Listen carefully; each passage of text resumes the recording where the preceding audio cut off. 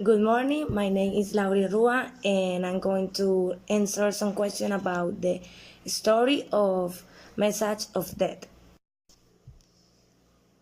The central idea of the story is the crossing who leave Mr. Dunning after reject the magic book of Mr. Caswell. The end of the story, I think, is the nightmare who leave Mr. Dunning because Mr. Caswell put him a curse. The protagonist of the story is Mr. Dunning. Mr. Dunning is the secretary of the Museum Society Library of London. His age is 40 years old. He doesn't have family because he is single.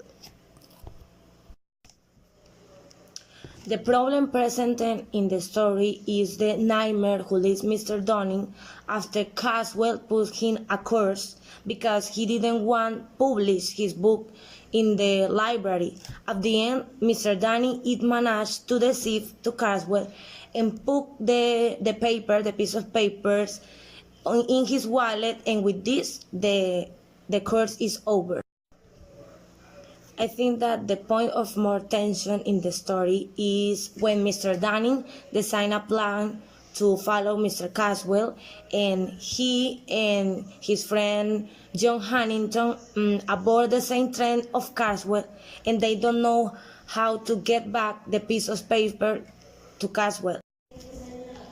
There is a moment of insight in the history, and it's when Mr. Dunning and John Hannington aboard the same train.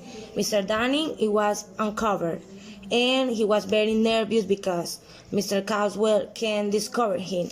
And at that moment, Mr. Hannington distracted him, and Mr. Dunning very quickly put the paper in the wallet of Mr. Caswell.